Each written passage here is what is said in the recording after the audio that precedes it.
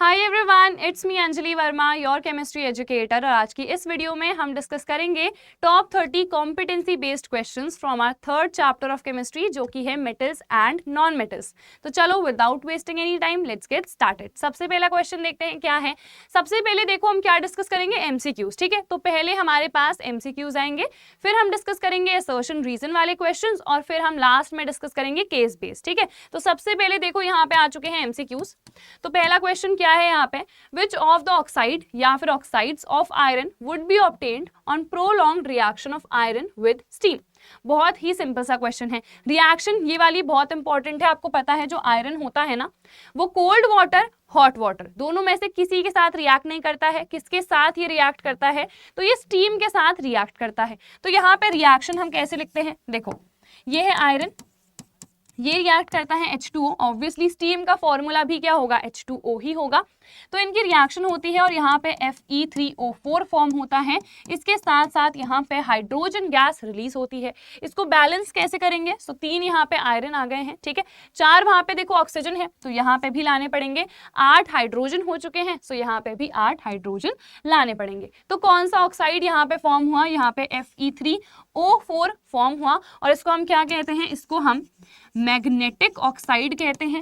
ठीक है, या फिर हम इसे क्या कह सकते हैं, हम इसको फेरस फेरिक ऑक्साइड कहेंगे। ठीक है, फेरस फेरिक ऑक्साइड इसको क्यों कहते हैं, क्योंकि ये जो ऑक्साइड बनता है ना, ये FeO एंड Fe2O3 इन दोनों के कॉम्बिनेशन से यहाँ पे फॉर्म होता है। देखो दोनों को ऐड करो, सो टोटल यहाँ पे 1 + 2, 3 यहाँ पे आयरन के एटम्स हो गए और 3 + 1 यहाँ पे 4 है ना। तो यहाँ पे फॉर्मूला क्या आ गया, Fe3O4। तो यहाँ पे ये फॉर्मूला हम क्यों लिखते हैं, क्योंकि यहाँ पे दोनों ही ऑक्साइड्स फॉर्म हो जाते हैं। ठीक है, तो समझ में आया। यहाँ पे सिर्फ ये फॉर्म नहीं होता है, सिर्फ ये फॉर्म नहीं होता है, यहाँ पे सी होगा करेक्ट आंसर।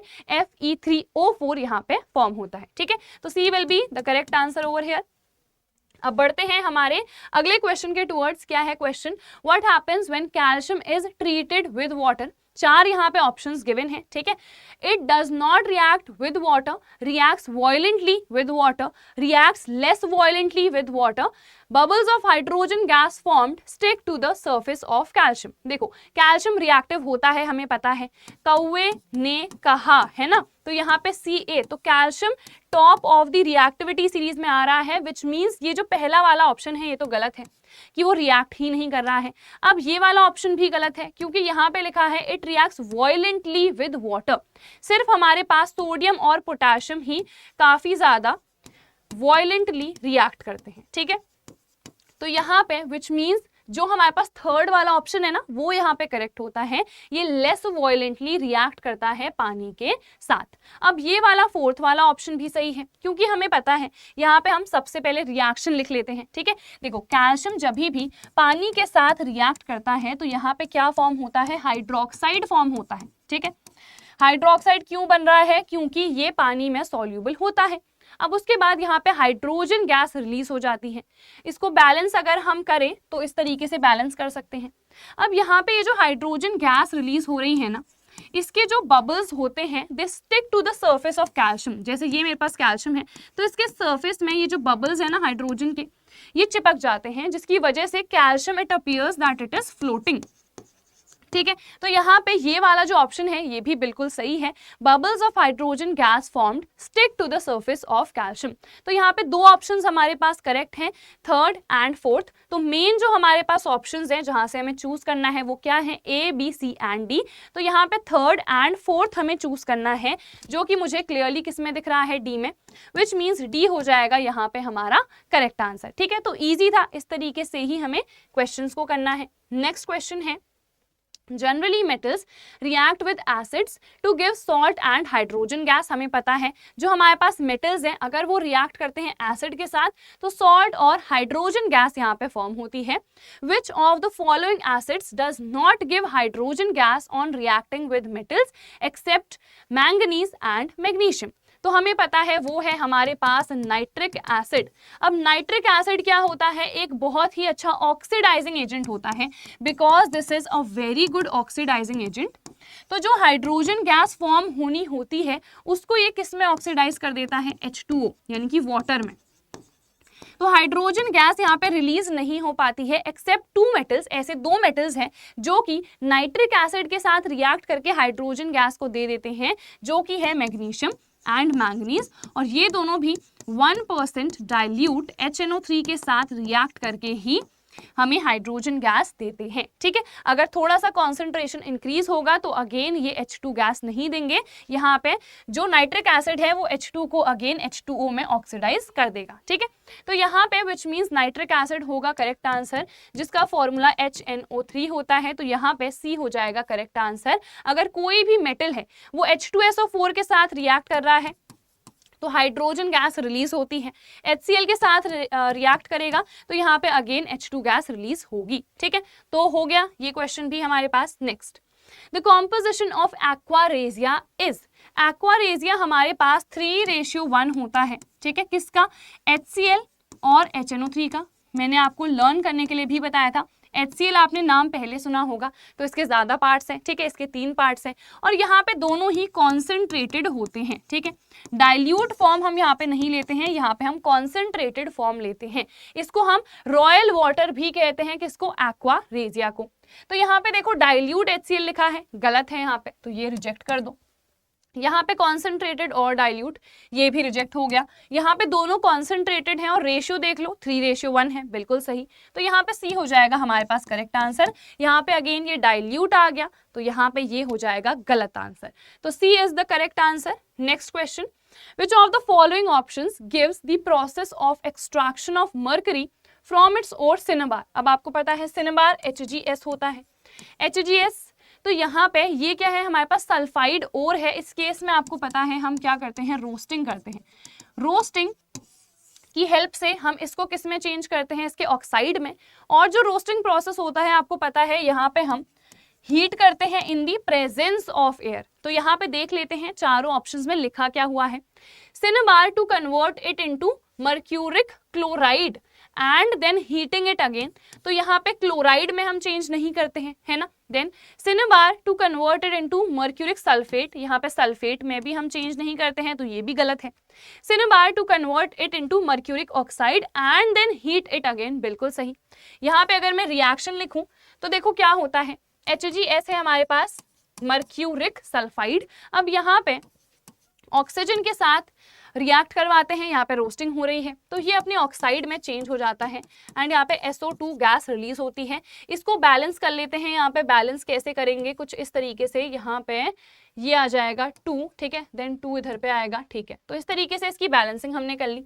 अब देखो यहाँ पे HGO है, तो इसको फर्दर अगर मैं हीट करूंगी तो यहाँ पे क्या होगा, Hg हमें ऑब्टेन हो जाता है और O2 यहाँ पे से रिमूव हो जाता है। ठीक है, तो ये हमारे पास रिएक्शन होती है। यहाँ पे हमने किया क्या है, रोस्टिंग करी सबसे पहले। यहाँ पे जो हमारे पास सल्फाइड ओर था उसको ऑक्साइड में चेंज कर दिया, फिर उस ऑक्साइड को वापस से हम हीट करते हैं। ठीक है, यहाँ पे हीट करेंगे तो जो हमारे पास मर्करी मेटल है वो हमें यहाँ पे ऑब्टेन हो जाता है। ठीक है, तो यहाँ पे विच मीन्स क्लियरली सी हो जाएगा करेक्ट आंसर। डी में क्या लिखा है, cinnabar to converted into mercuric nitrate, तो ये भी हमारे पास गलत है क्योंकि हम रोस्टिंग की हेल्प से सल्फाइड को किस में चेंज करते हैं, ऑक्साइड में। ठीक है, चलो नेक्स्ट क्वेश्चन देखते हैं क्या है। The second most abundant metal in the earth crust is oxygen, silicon, aluminium या फिर आयरन। देखो जो मोस्ट अबंडेंट है यानी कि जो फर्स्ट पोजीशन पे है वो होता है हमारे पास एल्यूमिनियम।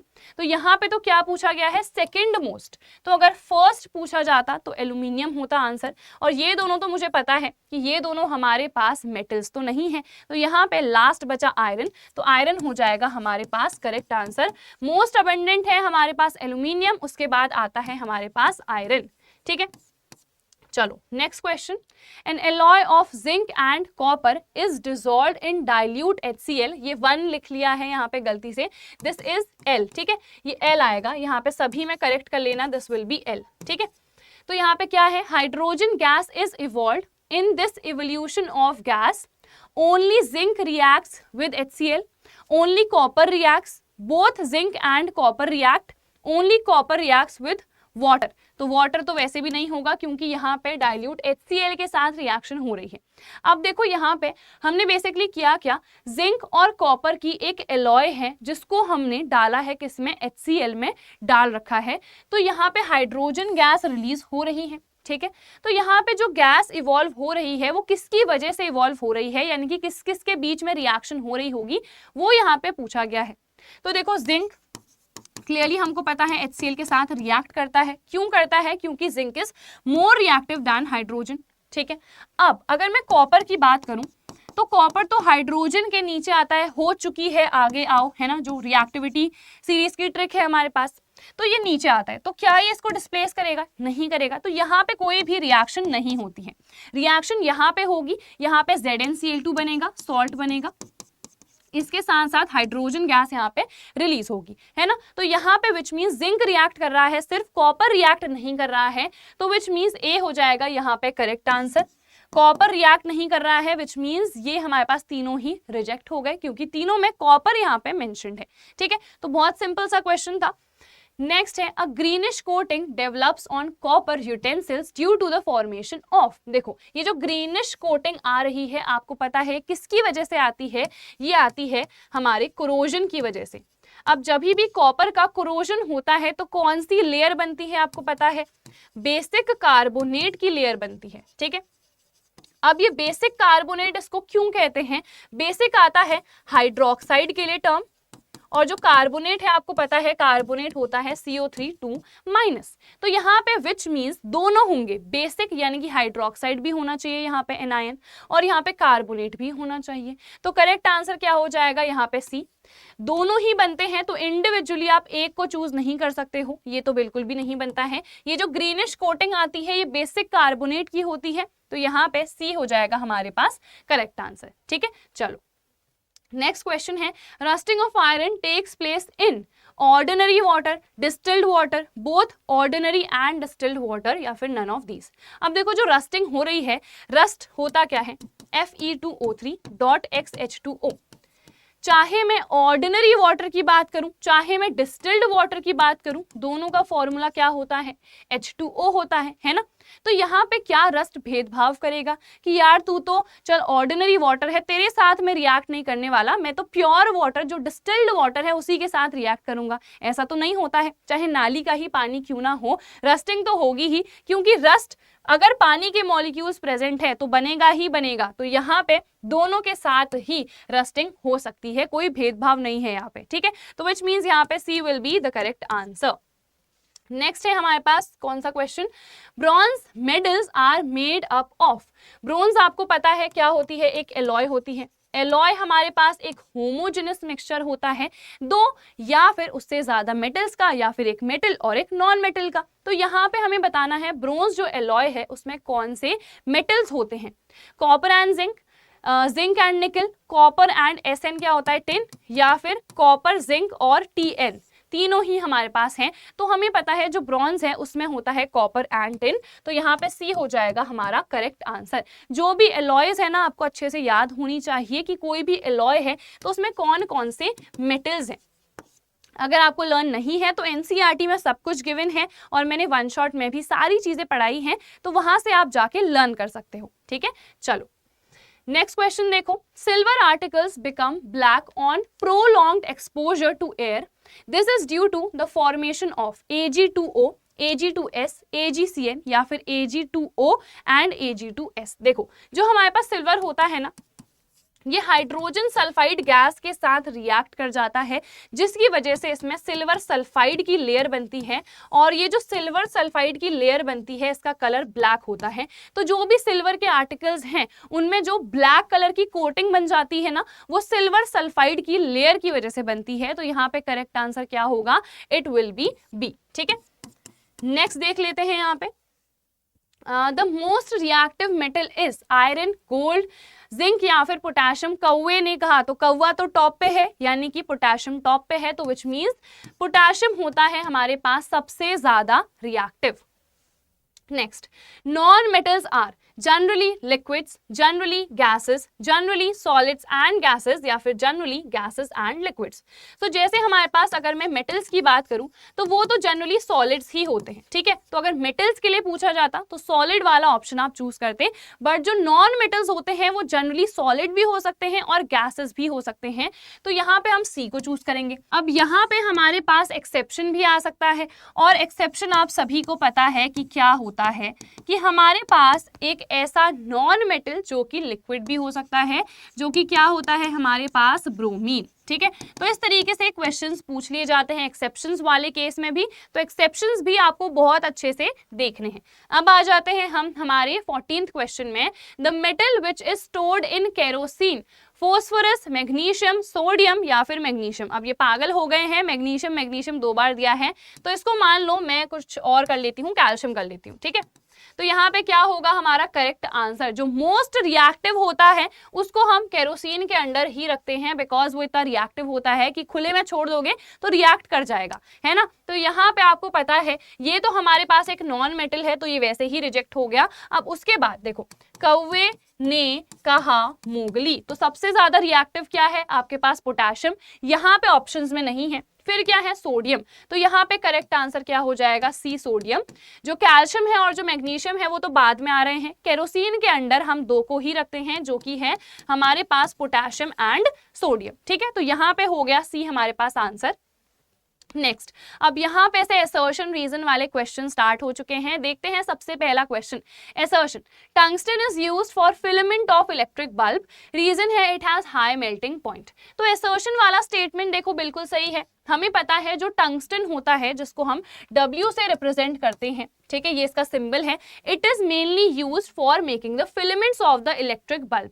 अब हम इसका इस्तेमाल क्यों करते हैं, इसका रीजन बहुत सिंपल होता है कि जो हमारे पास बल्ब है, देखो मान लो एक छोटू सा मैं यहाँ पे बल्ब बना लेती हूँ, इसका इस तरीके से कोई फिलामेंट है, अब ये हीट अप होता है, क्योंकि आपको पता है joules law of heating physics में सभी ने पढ़ा है ना, H = I² RT। तो यहाँ पे देखो, जब भी हमारे पास करंट फ्लो होता है तो यहाँ पे हीट प्रोड्यूस होगी, क्योंकि करंट हमारे पास इंक्रीज होगा तो हीट यहाँ पे प्रोड्यूस होती ही होती है, ठीक है।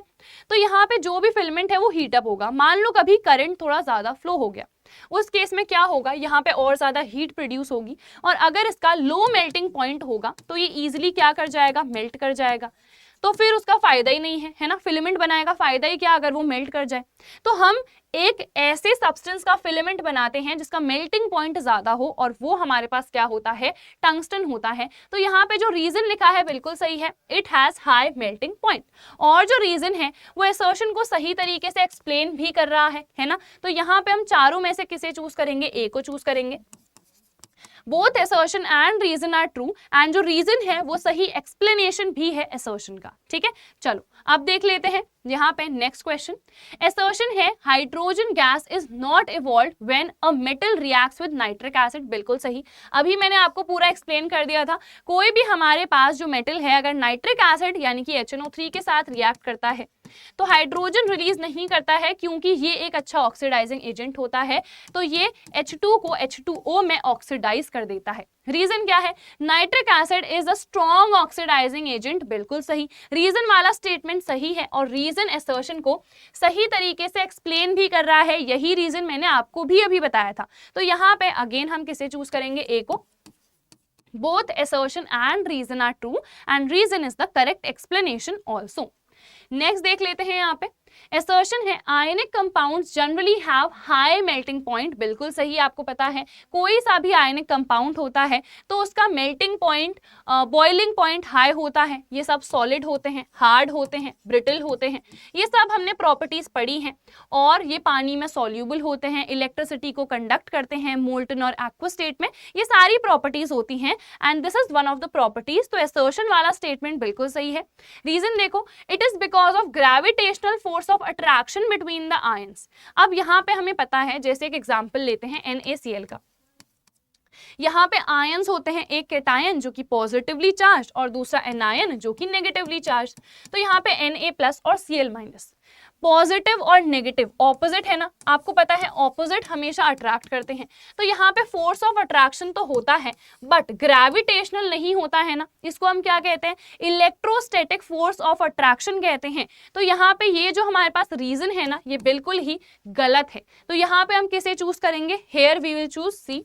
assertion is true but here the reason given is false। ठीक है, चलो नेक्स्ट देख लेते हैं। Highly reactive metals are obtained by electrolytic reduction, ये है हमारे पास assertion जो कि हमें पता है बिल्कुल सही है। जो भी हमारे पास top of the reactivity series में मेटल्स आते हैं ना, उनको हम इलेक्ट्रोलिटिक रिडक्शन से ऑब्टेन करते हैं। इसका रीजन ये होता है कि जो भी हमारे पास ज्यादा रिएक्टिव मेटल्स हैं वो खुद में ही बहुत अच्छे रिड्यूसिंग एजेंट्स होते हैं।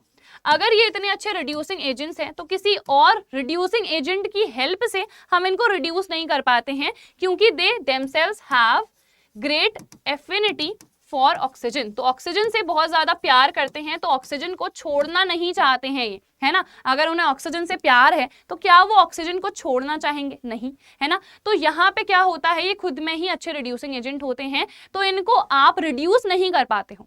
तो ये हमारे पास रीजन होता है। अब यहाँ पे रीजन वाला स्टेटमेंट देख लेते हैं। In the electrolytic reduction metal is deposited at the cathode, बिल्कुल सही, ये बिल्कुल सही हमारे पास क्या गिवन है, हमारे पास रीजन गिवन है। रीजन वाला स्टेटमेंट सही है, ठीक है। जैसे कि अगर मैं NaCl यहाँ पे ले लेती हूँ, ठीक है। अब NaCl से मुझे क्या चाहिए है, Na चाहिए है।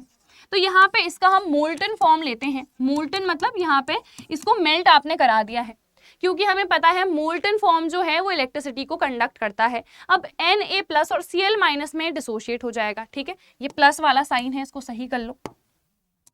तो अब ये जो आपके पास सोडियम वाला हमारे पास केटायन है, ये कहाँ जाएगा, ये कैथोड पे जाएगा, है ना, क्योंकि हमें पता है केटायन हमेशा कैथोड पे जाता है। तो यहाँ पे Na+ ये एक इलेक्ट्रॉन को एक्सेप्ट करता है और ये सोडियम के एटम में यहाँ पे चेंज हो जाता है। तो यहाँ पे विच मीन्स जो भी मेटल है वो हमेशा ही कहाँ पे डिपॉजिट होता है, कैथोड पे जाके वो डिपॉजिट होता है, ठीक है। तो यहाँ पे हमें क्लियरली क्या पता चला कि ये वाला जो स्टेटमेंट है वो बिल्कुल सही है कि जो भी मेटल है वो हमेशा ही कैथोड पे डिपॉजिट होगा। बट क्या ये रीजन असर्शन को एक्सप्लेन कर रहा है, नहीं ना। रीजन तो अभी मैंने आपको बताया था कि ये जो भी हमारे पास मोर रिएक्टिव मेटल्स होते हैं ये खुद में ही अच्छे रिड्यूसिंग एजेंट्स होते हैं। तो अगर ये आपको रीजन गिवन रहता तो वो सही होता, ठीक है, सही एक्सप्लेनेशन होता। तो यहाँ पे दोनों ही जो हमारे पास स्टेटमेंट्स हैं इंडिविजुअली करेक्ट है, बट जो रीजन है वो असर्शन को एक्सप्लेन नहीं कर रहा है, ठीक है। तो यहाँ पे हम किसे चूज करेंगे, बी को। Both assertion and reason are true, but reason is not the correct explanation of the assertion, ठीक है। चलो नेक्स्ट क्वेश्चन देख लेते हैं। नेक्स्ट है यहाँ पे assertion, bronze is an alloy of copper and tin, बिल्कुल सही। अभी हमने देखा था ना कि जो ब्रॉन्ज है वो कॉपर एंड टिन का एलॉय होता है। रीजन देखो, alloys are heterogeneous mixture of metals with other metals and non metals. यहाँ पे देखो क्या लिखा है, हेट्रोजेनस मिक्सचर। क्या एलॉय हेट्रोजेनस होता है या होमोजेनस, ये मैंने आपको बहुत अच्छे से पढ़ाया हुआ है। जो हमारे पास एलॉयज होते हैं ना वो होमोजेनस मिक्सचर्स होते हैं, क्योंकि यहाँ पे यूनिफॉर्मिटी होती है। अगर आप किसी भी एलॉय को देखोगे तो आप पता नहीं लगा सकते हो कि इसमें कॉपर अलग से है, टिन अलग से है। वो क्या है, एक यूनिफॉर्म कॉम्पोजिशन है वहां पे, है ना। तो यहाँ पे ये जो रीजन है बिल्कुल गलत है। एलॉयज हेट्रोजेनस नहीं होमोजेनस मिक्सचर्स बनाते हैं, विच मीन्स हम यहाँ पे सी को चूज करेंगे। असर्शन तो ट्रू है बट जो रीजन है वो यहाँ पे फॉल्स है। अब देख लेते हैं नेक्स्ट असर्शन है, zinc oxide is amphoteric in nature, बिल्कुल सही।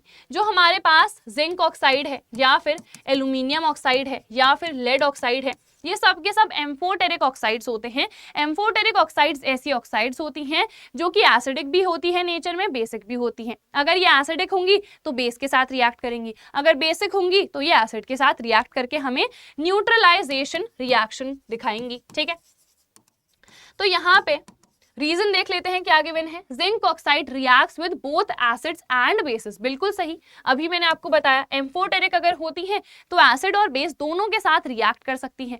क्या ये रीजन असर्शन को एक्सप्लेन कर रहा है, यस ये कर रहा है, क्योंकि अभी मैंने यही तो कहा ना कि कोई भी एम्फोटेरिक ऑक्साइड ऐसी ऑक्साइड होती है जो कि एसिड या बेस दोनों के साथ ही रिएक्ट कर सकती है और उसका नेचर भी एसिडिक भी हो सकता है और बेसिक भी हो सकता है, ठीक है। तो यहाँ पे हम ए को चूज करेंगे, दोनों ही स्टेटमेंट सही हैं एंड जो रीजन है वो असर्शन का सही एक्सप्लेनेशन भी है। अब देखते हैं नेक्स्ट क्वेश्चन यहाँ पे क्या है।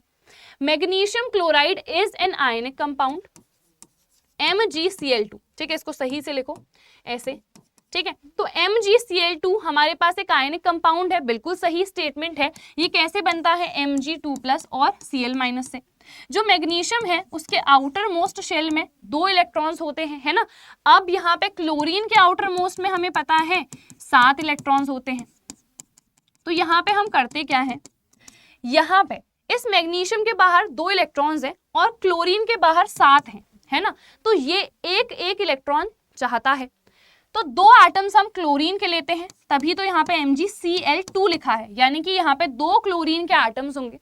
तो एक इलेक्ट्रॉन ये वाला क्लोरीन ले लेगा और एक इलेक्ट्रॉन ये वाला क्लोरीन ले लेगा। तो यहाँ पे इसका भी ऑक्टेट पूरा हो गया, क्योंकि आउटर मोस्ट में अब इसके 8 इलेक्ट्रॉन्स आ जाएंगे, और यहाँ पे इसका भी ऑक्टेट पूरा हो गया, क्योंकि दोनों क्लोरीन एटम्स के पास 8 इलेक्ट्रॉन्स आ जाएंगे। तो यहाँ पे म्यूचुअल ट्रांसफर ऑफ इलेक्ट्रॉन्स की वजह से जो ऑक्टेट है वो पूरा हो रहा है ना। और यहाँ पे जहाँ पे भी ट्रांसफर ऑफ इलेक्ट्रॉन से कोई भी कंपाउंड बनता है तो आपको पता है वो एक आयनिक कंपाउंड होता है। तो असर्शन वाला स्टेटमेंट बिल्कुल सही है। Reason, metals and non metals react by mutual transfer of electrons, बिल्कुल सही। अभी हमने यही डिस्कस करा कि यहाँ पे क्या हो रहा है, म्यूचुअल ट्रांसफर ऑफ इलेक्ट्रॉन्स हो रहा है।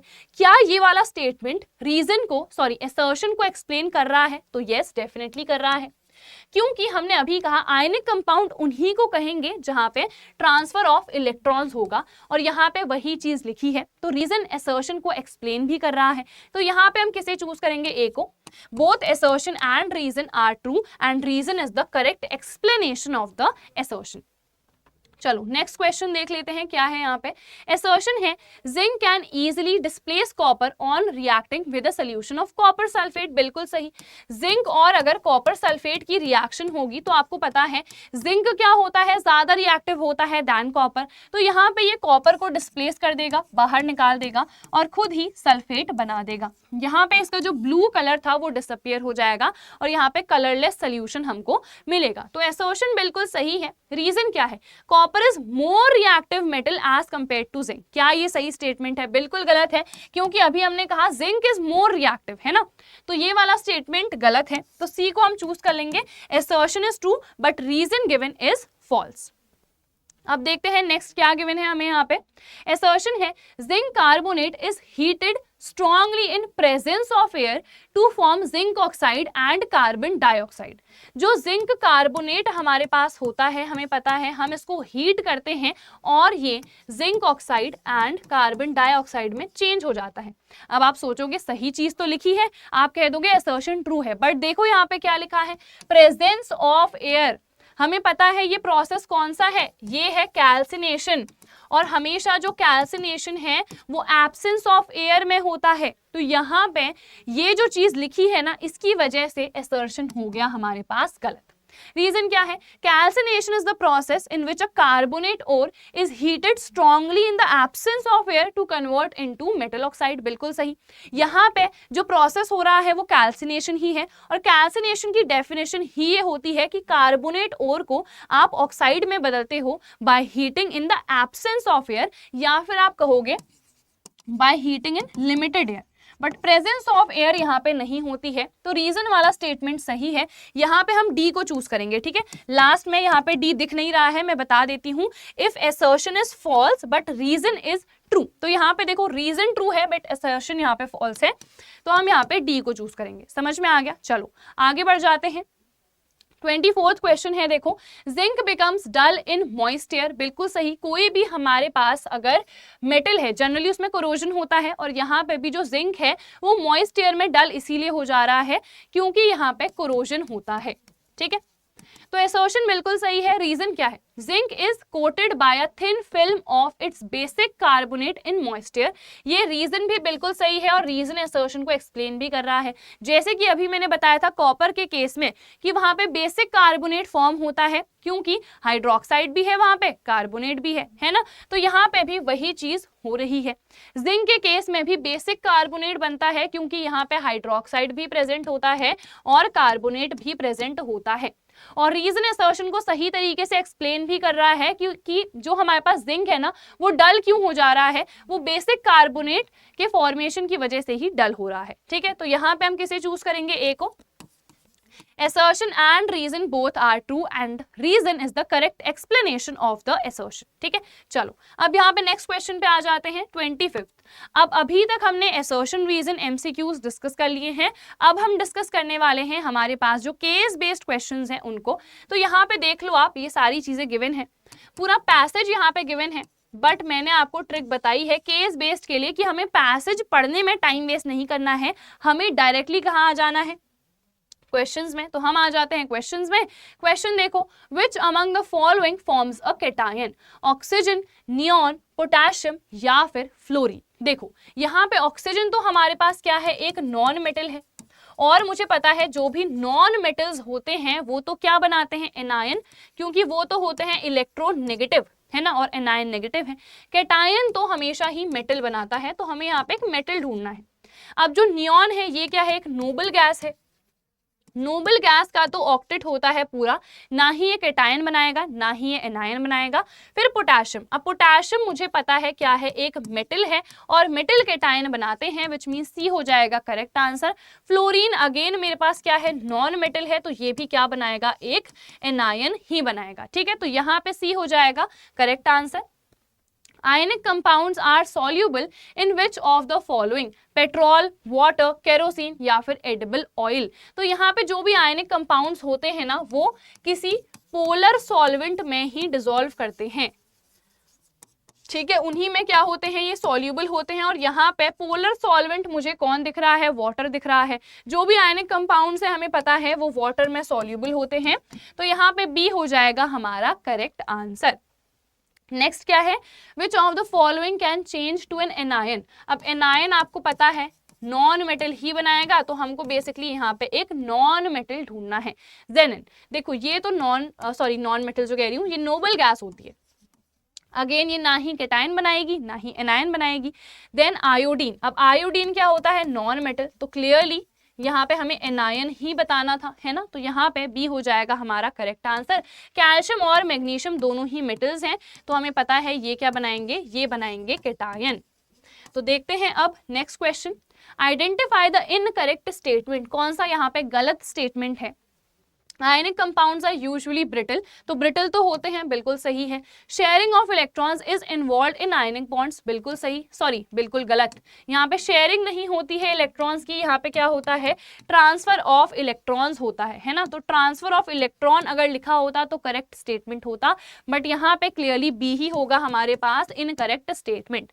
कॉमन सॉल्ट यानी कि NaCl, sodium chloride, is an ionic compound, बिल्कुल सही है ये वाला भी। Ions are fundamental unit of ionic compounds, बिल्कुल सही। जो भी आयनिक कंपाउंड्स हैं वो दो तरीके के आयन से बने होते हैं, कैटायन और एनायन। तो ये दोनों ही हमारे पास जो आयंस हैं यही क्या है? इनके फंडामेंटल यूनिट। जैसे कि सेल हमारी फंडामेंटल यूनिट है लाइफ की, वैसे ही आयनिक कंपाउंड्स की फंडामेंटल यूनिट क्या है? आयंस है। तो यहाँ पे तीनों स्टेटमेंट सही है, बी गलत है, तो यहाँ पे बी हो जाएगा हमारा answer. Consider these statements about ionic compounds.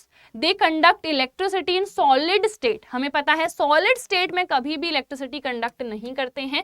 क्यों? क्योंकि यहाँ पे आयन फॉर्मेशन नहीं हो पाता है, और जब तक आयन फॉर्मेशन नहीं होगा तब तक कोई भी कंपाउंड इलेक्ट्रिसिटी को कंडक्ट नहीं करेगा। Then they conduct electricity in solutions, बिल्कुल सही। And they conduct electricity in molten, ये भी बिल्कुल सही है। Solutions यानी कि एक्वस सोल्यूशन, जब आप इसको पानी में डाल दोगे तो ऑब्वियसली आयन फॉर्मेशन हो जाएगा, तो वो इलेक्ट्रिसिटी को कंडक्ट करता है। मोल्टन स्टेट में अगेन आप उसको क्या कर रहे हो, मेल्ट यानी कि थोड़ा सा लिक्विड स्टेट में ले जा रहे हो, है ना, तो अगेन वहां पे आयन फॉर्मेशन होगा, तो इलेक्ट्रिसिटी भी कंडक्ट होगी। Choose the correct option. अब इन तीनों में से कौन सा हमारे पास सही है, तो यहाँ पे सेकंड और थर्ड सही है, तो यहाँ पे विच मीन्स डी वाले ऑप्शन को हम चूज कर लेंगे, D will be the correct answer. अब वो क्वेश्चन हो चुका है केस बेस्ड का, अब ये नया क्वेश्चन आ गया है। यहाँ पे तो बस एक टेबल गिवन है, इसको स्टडी करके आंसर करना है, तो जल्दी से देख लेते हैं। From the given table answer the following questions. अब यहाँ पे देखो मेटल हमारे पास 4 हैं, first, second, third and fourth.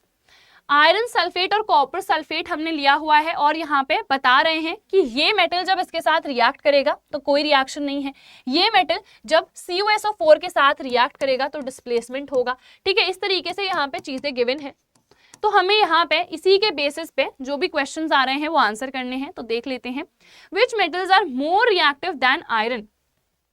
देखो जो भी आयरन को डिस्प्लेस करेगा ऑब्वियसली वो आयरन से क्या होगा, ज्यादा रिएक्टिव होगा। तो देखना हमें ये है कि आयरन को किसने डिस्प्लेस करा है। यहाँ पे देखो ये जो सेकंड मेटल है, जब इसने FeSO4 के साथ रिएक्शन करी तो यहाँ पे एक डिस्प्लेसमेंट रिएक्शन हुई, ये तीनों तो डिस्प्लेस नहीं कर पाए, विच मीन्स ये तीनों क्या होंगे, लेस रिएक्टिव।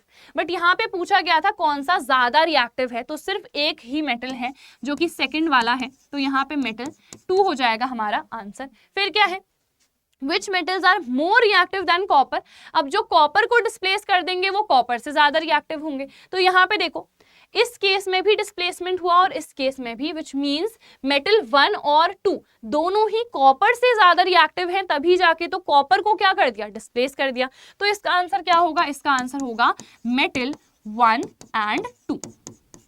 ठीक है, दोनों यहाँ पे आंसर आ जाएंगे। अब देखते हैं नेक्स्ट क्वेश्चन यहाँ पे क्या गिवन है, which of the following is correct. Metal fourth is least reactive. तो यहाँ पे देखो फोर्थ ने दोनों में से किसी को भी डिस्प्लेस नहीं करा, तो ये लीस्ट रिएक्टिव होगा ऑब्वियसली, तो यहाँ पे ये वाला स्टेटमेंट तो सही है। ठीक है, अब उसके बाद मेटल 1 इज लीस्ट रिएक्टिव। देखो 1 वाले ने तो इसको डिस्प्लेस कर दिया था ना, तो क्या ये लीस्ट रिएक्टिव हुआ, नहीं, तो विच मीन्स ये वाला गलत है। Metal second is least reactive. अब ये देखो सेकंड वाले ने यहाँ पे दोनों के केस में डिस्प्लेसमेंट दिखाया है, तो ये तो मोस्ट रिएक्टिव है ना, तो यहाँ पे लीस्ट लिखा है, तो ये स्टेटमेंट भी गलत है। And metal 1 is most reactive ऐसा नहीं है, क्योंकि अभी हमने देखा सेकंड वाले ने दोनों को डिस्प्लेस कर दिया है, तो ये होगा हमारे पास मोस्ट रिएक्टिव। तो यहाँ पे क्लियरली ये वाला भी गलत है, हमसे यही पूछा गया था करेक्ट स्टेटमेंट कौन सा है, तो यहाँ पे फर्स्ट ही होगा हमारे पास answer. Which metals are least reactive. तो देखो यहाँ पे मुझे क्लियरली दिख रहा है जो थर्ड है और जो फोर्थ है, यहाँ पे इन दोनों ने ही किसी को भी डिस्प्लेस नहीं करा है, क्योंकि यहाँ पे कोई भी रिएक्शन नहीं हुई है।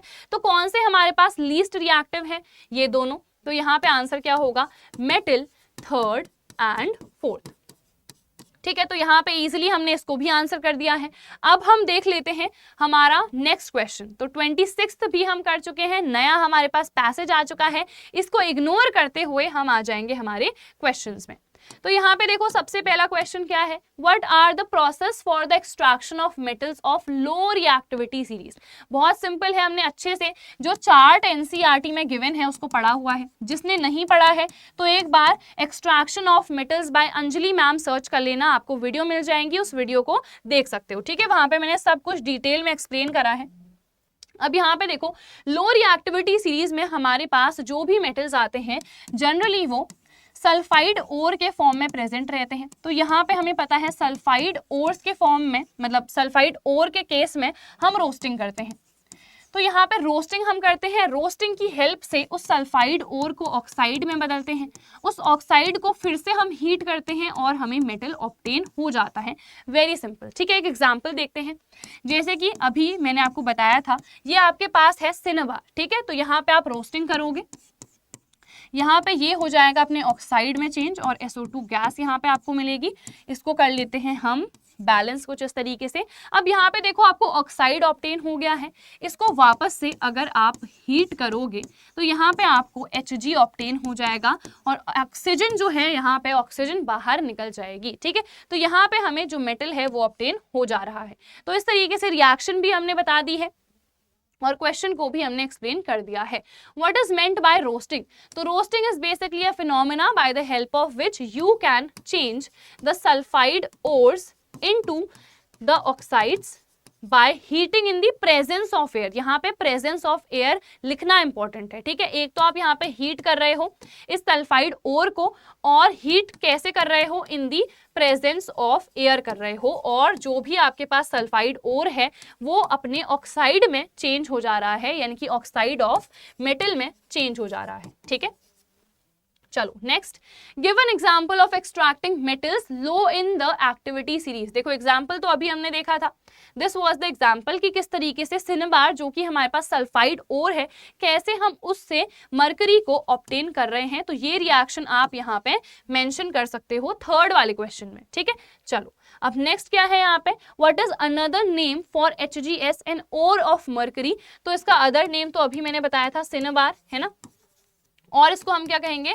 इसको हम मर्क्यूरिक सल्फाइड कहेंगे, ठीक है। यहाँ पे IC आएगा क्योंकि यहाँ पे Hg2+ आयन प्रेजेंट रहता है, ना कि Hg+। देखो मैंने आपको बताया हुआ है Hg+, जहां पे भी कम चार्ज आपको दिख रहा है तो वहां पे हम क्या यूज करते हैं? OUS। तो मर्क्यूरस इसको हम कहते हैं। जहां पे भी ज्यादा चार्ज आपको दिख रहा है वहां पे हम IC टर्म यूज करते हैं, तो यहाँ पे मर्क्यूरिक इसको कहते हैं, इसीलिए इसका नाम है मर्क्यूरिक सल्फाइड, ठीक है।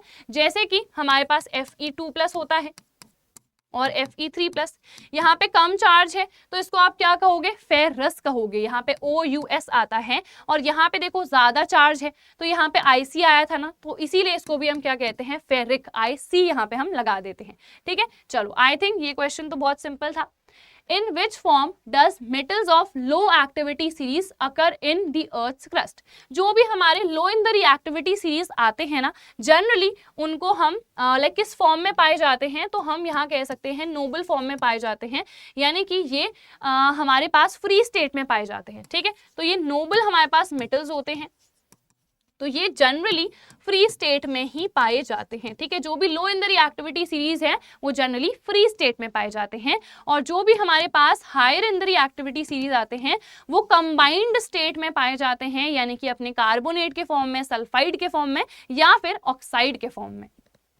अब ये क्वेश्चन हो चुका है 28th क्वेश्चन पे हम यहाँ पे आ चुके हैं। अगेन बहुत सारी चीजें गिवन है, इग्नोर करते हुए हम आ जाते हैं क्वेश्चन में। What is calcination? ये अभी मैंने आपको एक्सप्लेन करा था।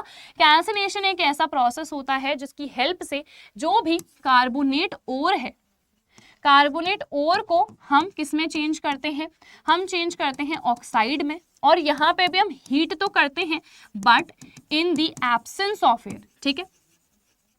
So calcination is a process of converting the carbonate ore into oxide by heating in the absence of air, ठीक है। तो बहुत सिंपल सी यहाँ पे डेफिनेशन है। एक एग्जांपल जो अभी हमने देखा था ZnCO3 का, वो आप यहाँ पे मेंशन कर सकते हो कि यहाँ पे हम इन द एब्सेंस ऑफ एयर इसको हीट करते हैं, तो यहाँ पे आपको क्या मिल जाता है? ऑक्साइड मिल जाता है, ठीक है। चलो नेक्स्ट क्या क्वेश्चन गिवन है, give a suitable example for the process of roasting. अभी मैंने आपको सिनेबार का जो एग्जाम्पल दिया था, बस वही एग्जाम्पल आपको यहाँ पे भी मेंशन करना है। HgS को पहले हमने HgO में चेंज करा, फिर उसको हीट करा और हमें Hg यानी कि मरकरी ऑब्टेन हो गया था, ठीक है। Next, what is the process of converting metal oxide into metal? ये इंपॉर्टेंट है। इस प्रोसेस को हम क्या कहते हैं? इस प्रोसेस को हम कह देते हैं रिडक्शन। जो भी हमारे पास ऑक्साइड ऑब्टेन होता है, अभी हमने देखा जो सल्फाइड ओर है उसको भी हम चेंज कर सकते हैं ऑक्साइड में, और कार्बोनेट ओर को भी चेंज कर सकते हैं ऑक्साइड में। अब ऑक्साइड से हमको मेटल कैसे मिलेगा? तो उसके लिए हम क्या करते हैं? रिडक्शन करते हैं।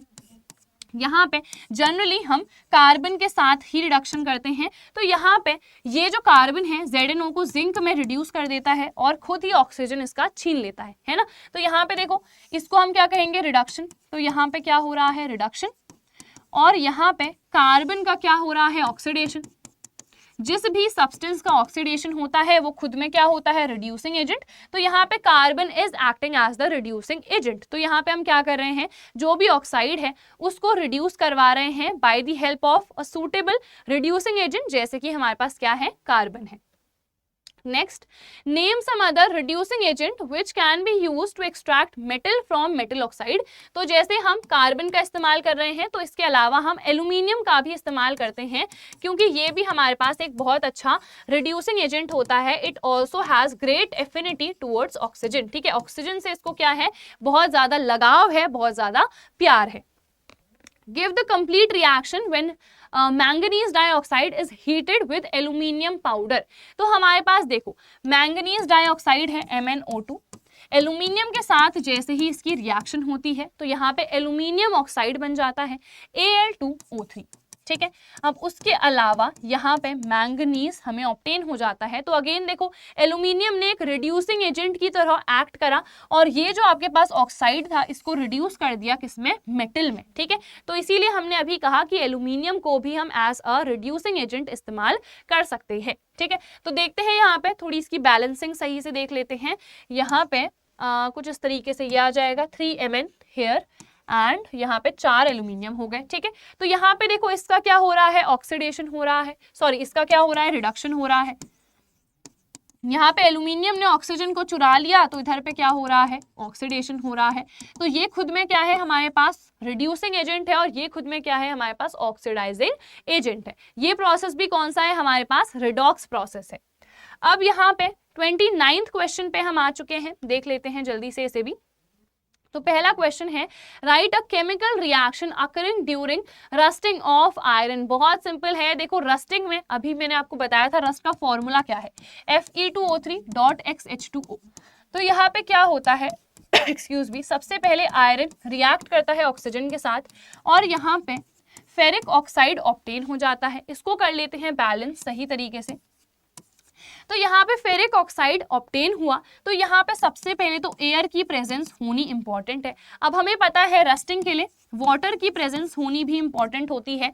तो यहाँ पे ये जो फेरिक ऑक्साइड ऑब्टेन हुआ है ये एक्स मॉलिक्यूल पानी के साथ रिएक्ट करता है और आपको क्या मिल जाता है, यहाँ पे हाइड्रेटेड फेरिक ऑक्साइड मिल जाता है जो कि आपको पता है क्या होता है, ये हमारे पास रस्ट होता है.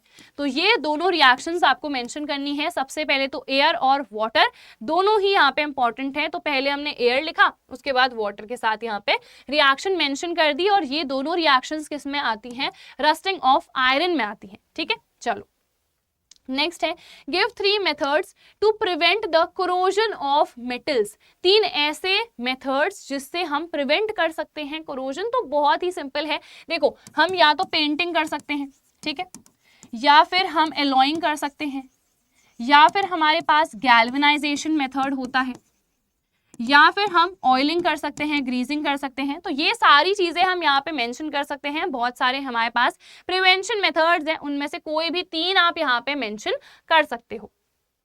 अब नेक्स्ट है, what do you meant by the alloy. What do you mean होगा एक्चुअली ये, ठीक है, what do you mean by alloy.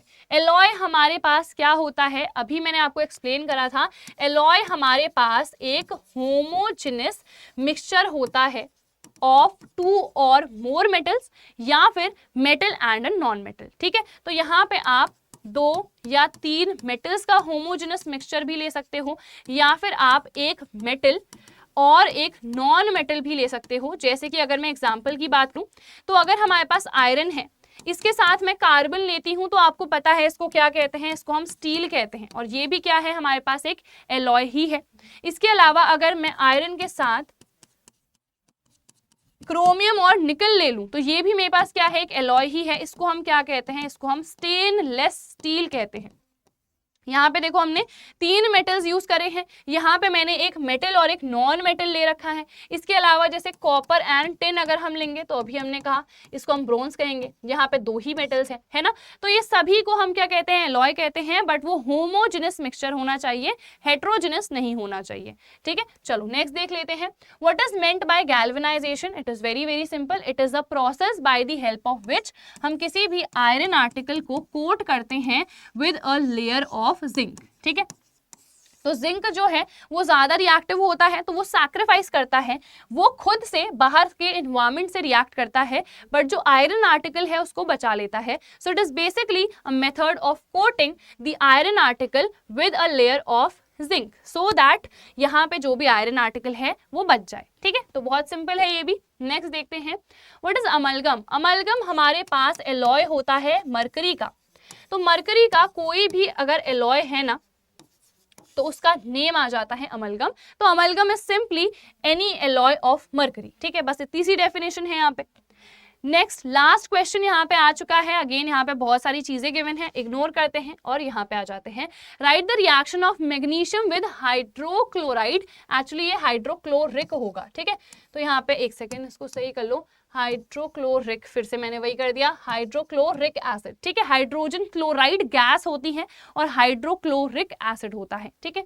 तो मैग्नीशियम की रिएक्शन होनी है HCl के साथ। तो यहाँ पे आपको पता है बहुत सिंपल है, सॉल्ट बनेगा और हाइड्रोजन गैस। तो इसको पहले तो सही से लिख लेते हैं, यहाँ पे Cl2 प्लस H2, बैलेंस कर लो, यहाँ पे 2 आ जाएगा। बस इतनी सी रिएक्शन लिखनी थी और आपको 1 नंबर यहाँ पे मिल गए। नेक्स्ट क्या है, what happens when a metal reacts with nitric acid? So in that case H2O gas is formed, ठीक है। जो भी हाइड्रोजन गैस इवॉल्व होने वाली थी वो किस में ऑक्सीडाइज हो जाती है, H2O, यानी कि सॉरी H2O गैस नहीं, यहाँ पे H2O is formed आएगा सिंपली, ठीक है। H2O is formed। तो यहाँ पे जो हाइड्रोजन गैस फॉर्म होनी चाहिए थी वो किस में ऑक्सीडाइज हो गई, H2O में ऑक्सीडाइज हो गई। और जो नाइट्रिक एसिड है वो खुद रिड्यूस हो जाता है अपने किसी ऑक्साइड में। जैसे कि एग्जांपल लेते हैं, अगर कॉपर है वो HNO3 के साथ रिएक्ट कर रहा है तो यहाँ पे देखो क्या बनेगा, कॉपर नाइट्रेट और हाइड्रोजन गैस यहाँ पे फॉर्म होगी, ठीक है। अब बिकॉज मुझे पता है ये तो इतना अच्छा ऑक्सीडाइजिंग एजेंट है, तो ये जो हाइड्रोजन फॉर्म हो रही है इसको ये किस में ऑक्सीडाइज कर देता है, ये ऑक्सीडाइज कर देता है H2O एंड खुद ये रिड्यूस हो जाता है NO2 में, ठीक है। तो यहाँ पे क्या ये बैलेंस्ड है, ठीक है, इस तरीके से बैलेंस्ड है। तो यहाँ पे इस तरीके की हमारे पास क्या हो रही है, रिएक्शन हो रही है। तो ये हमें मेंशन करना है यहाँ पे, when a metal reacts with nitric acid, so the nitric acid oxidizes the hydrogen gas formed into water and itself it gets reduced to one of the oxides of nitrogen, ठीक है। तो बस इतना सा मेंशन करना है। Next what is aqua regia, अभी discuss करा था हमने, है ना। 3:1 होता है एक्वारेजिया किसका, HCl एंड HNO3 का। और हमें ये भी पता है हम डाइल्यूट नहीं लेते हैं, हम कॉन्सेंट्रेटेड लेते हैं, ठीक है। So it is basically a mixture in which 3 parts are there of concentrated HCl and 1 part is there of concentrated HNO3. Next what happens when aluminium react with dilute HCl। Again बहुत ही simple है, अगर aluminium HCl के साथ reaction करेगा तो यहाँ पे again हमें सॉल्ट ऑब्टेन होगा, इसके साथ साथ हाइड्रोजन गैस यहाँ पे रिलीज होगी। तो इसको हम सबसे पहले बैलेंस कर लेते हैं। बैलेंस कैसे करेंगे, यहाँ पे हमें 2 लिखना पड़ेगा, है ना, और यहाँ पे हमको 3 लिखना पड़ेगा और यहाँ पे 2 एल्यूमिनियम आ जाएंगे। तो इस तरीके से ये रिएक्शन हो जाएगी बैलेंस। तो यहाँ पे आप लिखोगे aluminium chloride salt is formed and hydrogen gas is evolved, ठीक है। नेक्स्ट लास्ट क्वेश्चन है हमारे आज के इस वीडियो का, reaction of metal with acid is an exothermic और एंडोथर्मिक रिएक्शन। तो जब भी कोई भी मेटल एसिड के साथ रिएक्ट करेगा तो एसिड क्या है, बहुत ज्यादा कोरोसिव है, तो खुद मुझे बताओ एक्सोथर्मिक होगी या एंडोथर्मिक। तो ऑब्वियसली एक्सोथर्मिक होगी क्योंकि यहाँ बहुत ज्यादा अमाउंट में हीट इवॉल्व होती है, ठीक है। So here heat is evolved. So जो रिएक्शन है मेटल की एसिड के साथ ये हमारे पास एक्सोथर्मिक रिएक्शन होती है because a lot of heat is evolved in this case, ठीक है। सो जितने भी क्वेश्चंस थे सारे हम डिस्कस कर चुके हैं, ठीक है। इतने सारे क्वेश्चंस थे, सब के सब हमने डिस्कस कर लिए हैं। आई होप आपको आज की ये वीडियो पसंद आई होगी और अगर आई है तो सब्सक्राइब करना बिल्कुल भी मत भूलना, लाइक कर देना इस वीडियो को और अपने फ्रेंड्स के साथ ज्यादा से ज्यादा शेयर कर लेना। सो मिलेंगे नेक्स्ट वीडियो में, till then bye everyone, take care and all the very best.